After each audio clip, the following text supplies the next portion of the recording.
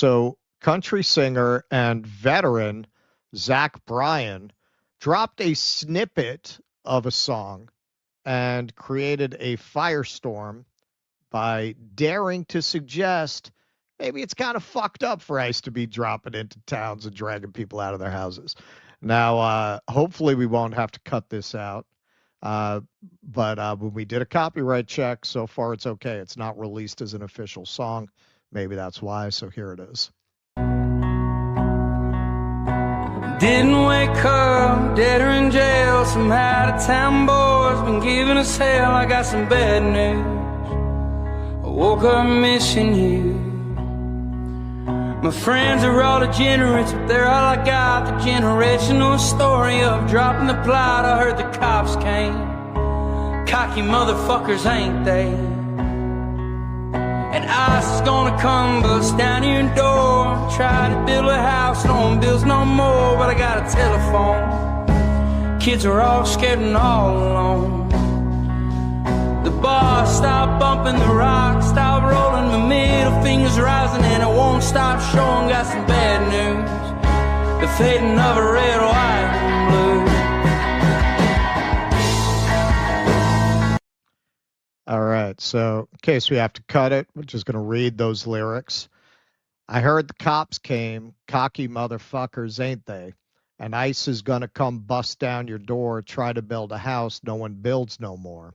But I got a telephone, kids are all scared and all alone. The bar stopped bumping, the rock stopped rolling, the middle finger's rising and it won't stop showing. Got some bad news, the fading of the red, white, and blue. So of course, people took that as the kind of thoughtful, introspective, intelligent examination of the cultural moment that it is. So Benny in the closet here asked Kristi Noem what she thought about it, and she gave a very measured response, as you would expect. You have a convicted pedophile here, a couple of criminals here. These are bad hombres, as the president would say. Yet you have major cultural icons, big-time country music superstar. His name's Bryan. He probably has tens of millions of Trump supporters in his audience, and he just released an anti-ICE song. I want to get your response to that, especially given what we've seen today. I heard that and listened to a little bit of it and extremely disappointed and disheartened, and actually I hope he understands how completely disrespectful that song is, not just to law enforcement, but to this country, to every single individual that has ever stood up and fought for our freedoms. He just compromised it all by putting out a product such as that, that attacks individuals who are just trying to make our streets safe. So, Zach, I didn't listen to your music. I'm happy about that today. Today that makes me very happy that I never once gave you a single penny to enrich your lifestyle if you truly believe what that song stands for. But I am going to go out and probably download some Jason Aldean songs, John Rich songs, Kid John Rock. Party, Kid Rock, any of those guys. Those guys know what it means to stand up for freedom. So I'm glad I didn't waste any money on Zach. A follow-up, Secretary. Bryan does big shows and is protected by law enforcement a lot, right? Probably protected by some federal law enforcement, local, and so on. Seems relatively disrespectful to go after federal law enforcement in this song. Well, that's what's so special about law enforcement, is that they don't pick and choose who they defend when they do their job. They will even defend and protect people that don't respect them or stand up for them. So that's who I'll point to when I tell my grandkids to grow up like some. I love how she basically admits she doesn't know the song, didn't listen to it. Because, I mean, the one thing is, too, like, he doesn't go after them just as ICE is going to kick down your door. He's not, Right. Not particularly hostile. It seems like a very mild lyric. Yes. Yeah. Spoken like a true rich white lady. Law enforcement does not pick and choose who it protects. Who's hate to protect, And, closeted fascist punk Benny Johnson even framing that follow-up that way. So what are you saying? If you exercise these freedoms that you claim to stand for, then you don't deserve protection? If you're getting protection, if the police are doing their jobs and protecting Not just you at your concert, the people at your concert. You shouldn't say anything about the government. You shouldn't criticize the government if you use any government services. You can't criticize law enforcement. That's an attack on freedom. And this guy's a veteran. See, and this is what this piece is really about to me. People like Secretary Ducklips and Benny in the Closet, they like to throw around phrases like enemy of the people. They are enemies of the people. They are your enemy. They stole this country from you. They work for the people who stole the country from you. And they are the reason that a country singer like this today, who back in the 70s would have fit very comfortably in with people like Johnny Cash, what was Johnny Cash known for, man? Speaking up for the rights of prisoners. Can you imagine a country musician doing that today? There's a reason for that, and we will get into it. So here's some of the Chud reactions here, predictably. Kentucky Girl. Dear Zach Bryan, fuck you. Sincerely, American patriots. ICE agents risk their lives daily. Violent leftists throw bricks at them, attack them, spit at them, even shoot at them. And this is the song he released. Career over. DC Drano. We were just invaded by over 10 million illegal aliens. And who does Zach Bryan cheer for? The illegals. I smell a boycott brewing. Well, let's take a look at the great and really risky law enforcement work that ICE is out there doing. You have convicted pedophiles.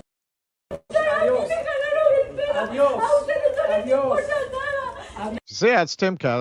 I'm very surprised Beanie Boy aired this. He probably did it to attack the mother. Why'd she get in the way of that guy's fist that way? That was probably the coverage over there.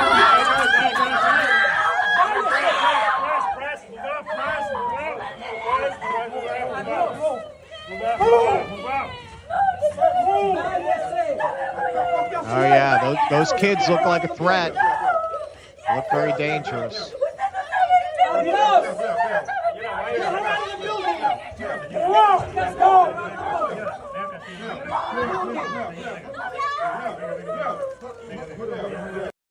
Yeah, nah, man. Why would anybody criticize ICE? Why would anybody criticize ICE? Look at this dangerous person having a seizure that they called out the whole squad to take down here. Okay, میشه مرجان جان.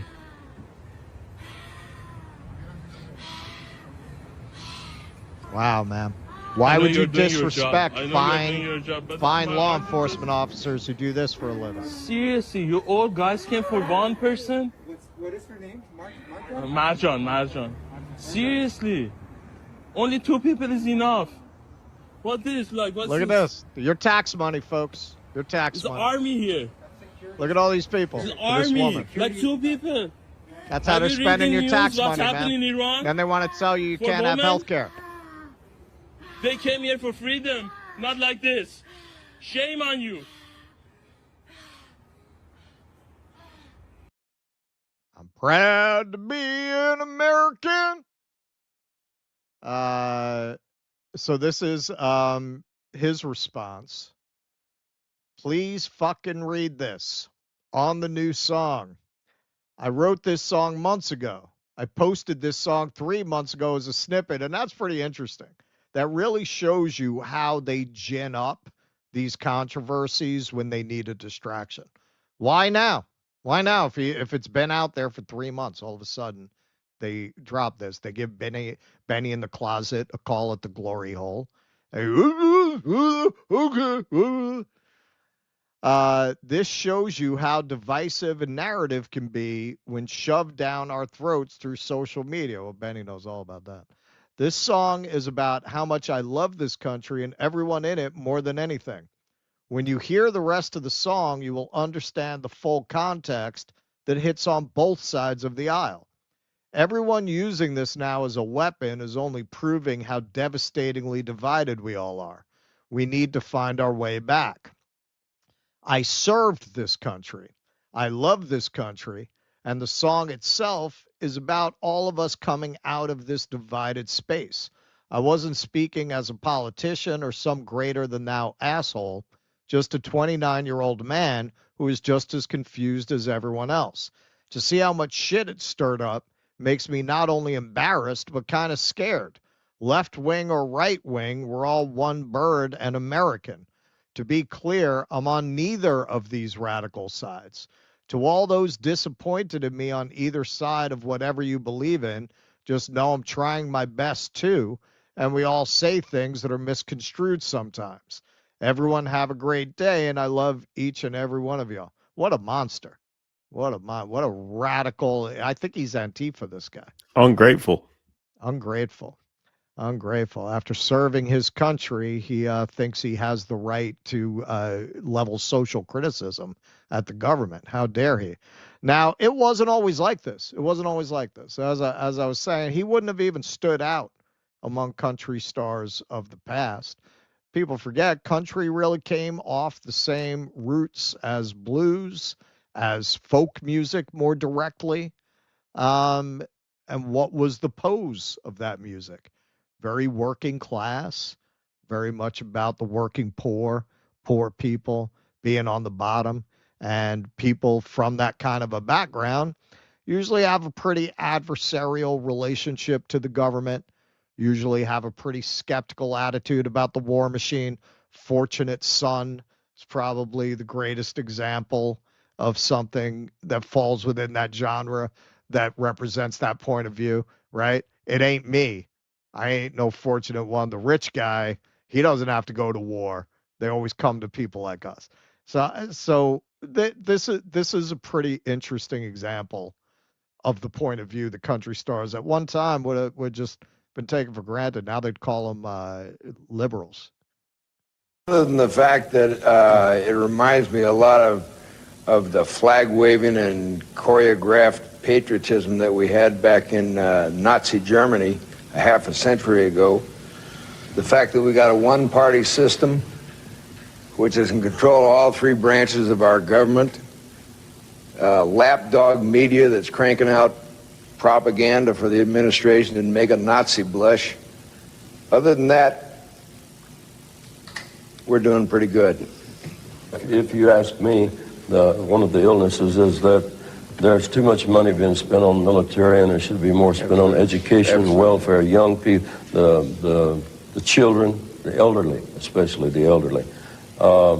There's always been a lot of things wrong with the country, but it's always been our obligation and opportunity to help straighten those things out. Okay. Now, this was a guy who was really known as a prison rights activist, Johnny Cash. Can you imagine a country star at his level advocating for that cause today? And he was considered a hero for it. He was considered a man of the people. How do you get from that to this?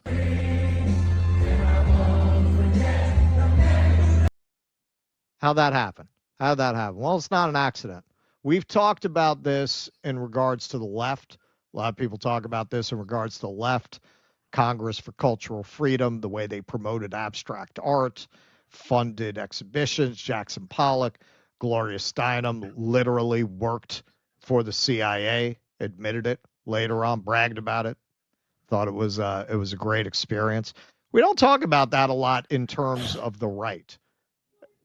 How do you think you got from that interview with Johnny Cash, Chris Christopherson, Waylon Jennings, and Willie Nelson? How do you think you got from that being kind of the default? Like, they weren't outliers. That was normal for country music. How do you get from that to, you listen to them today, you would never hear country stars talk like that, to the point that, as Keaton pointed out, these lyrics are pretty mild. It's pretty mild. I mean, it's not nearly at the level of something like Fortunate Son that really indicts the entire military industrial complex and calls it outrightly as being built on the blood of poor and working people who wind up fighting these wars for rich men, right? Now I'm proud to be an American. How do you get there? Well, for anyone who doesn't know, 1971, the Powell Memo was written by corporate lawyer Lewis Powell. It became a blueprint for corporate and conservative cultural engagement in response to what he saw as a widespread, quote, attack on the American free enterprise system. His recommendations reshaped the culture of American business, leading to a long-term strategic investment in politics, media, academia, and the judiciary. Key aspects of the memo's influence on American culture include the culture war strategy. Beyond just economics, Powell advised business leaders to enter the culture wars to push back against anti-capitalist sentiment in popular culture and society. Counteroffensive against social movements. The memo framed the rise of consumer, environmental, and labor movements as an attack to be countered. This contributed to a right-wing counteroffensive against progressive movements in all areas of society. So what do you think? They went after the rock music and they left the country music alone? Oh man, who owns all these record companies? Who owns all these agencies? Who decides who gets promoted? Who decides who gets a platform? Of course they bought out the country music industry and elevated people who were just going to feed country music fans mindless propaganda like the kind that Chris Christopherson was speaking out against there. So David Sirota, Lever has a book coming out soon, this month actually, if it's not out already, about the Powell memo. You want to see the real impact of this on your life, how clearly demarcated the prospects of American workers are, starting in 1971. This is Dave Sirota. The Powell memo was written in 1971, which may have been the most important turning point year in American history. So he includes a link, which you should definitely check out. WTF happened in 1971. And just a few of the statistics, it shows how productivity of workers keeps going up. But right there, right in the early 70s, after growing, after World War II for decades, boom, starts to flatline right after that. Now, I know some people who have certain theories about how everything's stacked against white people now think, yeah, well, that's because everything's going to the blacks. And that. No, it's not. Look, same thing for black people. Average black income as percentage of average white income, it was rising and rising and rising. Same point, 1971. Stops growing, stops improving. This is why the Democrats are so obsessed with microaggressions and identity, because they don't want to actually talk about how little they've actually done for that community and how, in a lot of ways, as with the crime bill, they actually hurt that community quite a lot. You know, it's kind of a given with liberals. Look how much progress we've made. Well, I mean, you know, black incarceration is 16 times higher than it was 50 years ago. So is that really an improvement? Look at inflation. They told you it was a Joe Biden thing. It's not a Joe Biden thing. It's a systemic thing. Again, starting right there in the early 70s, the inflation starts to explode. It was pretty mild. And then, boom, you get this runaway inflation.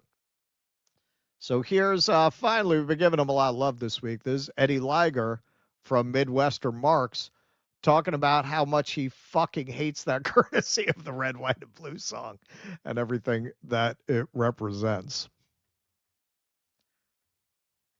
2000s, but they just ignored it because they didn't care. They were actually focused on overthrowing the government of Iraq and taking all their oil. Uncle Sam puts your name at the top of his list when you don't allow U.S. corporations to take all of your resources. You're literally so ignorant, it's insane. And you know what really pisses me off is that Toby Keith is celebrated for this absolutely ignorant song that was used to justify a disastrous war that led to hundreds of thousands of Americans being unalived needlessly. But the Dixie Chicks, on the other hand, chose to tell the truth about the Iraq War and the lying Bush administration. And guess what they got for it? They were blackballed from country music. Nowadays, you have to be an ignorant moron who doesn't know what's going on in the world, who loves endless war and death in order to make it in country music. If you tell the truth about the fake weapons of mass destruction, or the fact that the war was actually waged for oil, or the fact that Iraq had nothing to do with 9/11, you get blackballed. Quit being so damn ignorant, Americans. It's embarrassing for the rest of us who know what's going on in the world.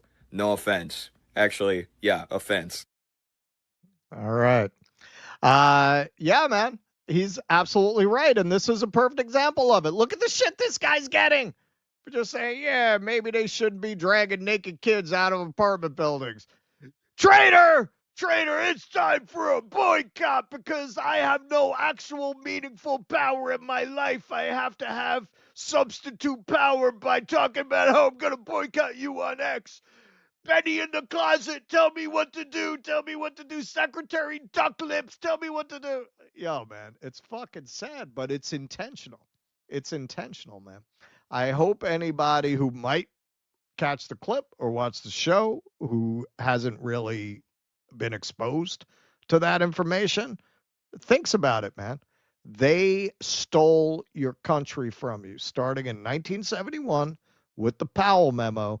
They systematically brainwashed and subverted you, subverted the culture, subverted every part of the culture that in any way had a message that went against the interests of the rich. And we saw in those charts, this is not an abstraction. If you wonder why your life sucks, it's because the rich decided to wage war on every front starting in the early 70s, and they fucking won. They won. That is why a fucking criminal like Kristi Noem is being interviewed by a fucking enemy of the people of America like Benny in the closet to throw a guy who is a veteran talking about issues in the country under the bus in that way, man. That to me is anti-patriotic. That's something that I think most working people would have considered anti-patriotic until they got brainwashed. You got so brainwashed that you're taking people who are obviously fucking criminal freaks like Secretary Ducklips seriously when they talk about American values. They don't give a shit about American values. To Kristi Noem, you're the fucking dog she wants to shoot in a gravel pit. She does not give a fuck about you. Neither does Benny. It was all part of the plan. Getting you to the point that you would attack this singer instead of elevating him, it was all part of the plan. If you're somebody who's fallen for it in the past, I would implore you to stop falling for it. Well, this was also, I mean, when you look at country music, 9/11 was a huge turning point in country music. That's when this sort of like real just like worship of militarism became a sort of hegemonic ideal within that. That's why the Dixie Chicks got such shit. Because that's when you started seeing, who is it, like these Alan Jackson songs, and Toby Keith is obviously the most famous example, but even like Lynyrd Skynyrd came out with a very jingoistic, like, if you don't like it, get the hell out, Yeah, it right. just is just very like, fake macho hostile, like, what did you say, the Ford F-150 Cowboys, or something like that? Yeah, Who calls yeah. them that? Yeah, it became That's mine. branding. Yeah, it became branding for that after 9/11 in a huge way. And it had been like a lot like the Highwaymen, which is that super group there. They were what, 80, something like that. So, 90s you had, a sort of like That's when it filtering out of really politics. changed. Yeah. Well, that's when it got more milk toast, but in terms of like achy, breaky heart, all that. yeah, shit. that like the Garth Brooks and all that stuff, they became kind of like apolitical and sort of sanitized in that way. Even like some of the George Strait stuff, but like Walmart music, basically. Exactly. Exactly. But after 9/11 is when you really saw a massive push to like make these sort of like jingoistic war anthems, on country music stations. And yeah, the Dixie Chicks were a major disruptor of that. That's why they got canceled and treated the way that they did. That was the whole shut up and sing thing. And so yeah, I mean, when you have someone like this come out with a song who that just it sort of, for what I've heard, what I hear of it, it just sort of reads as being kind of humble, being somewhat of the earth, which is Right. what the best of country music is. When you look at Johnny Cash, Willie Nelson, Chris Christopherson, that tradition, it's very of the earth, and that's what it's supposed to sound like, and it's unfathomable. It's almost beyond conception that you would have that kind of country music with that political message, right? You still have like there's still certain artists out there who go a certain ways, you know, who have like a nostalgic sound, but never that message. I saw a meme of you know, the thin blue line of the country star in prison. It was a good meme. It was like country star goes to prison to rally for longer sentences. Yeah, rally for longer sentences. Yeah, exactly. Yeah, it was the hard times. Yeah, that's what you would get now. That's what you would get now, for sure. Please clap.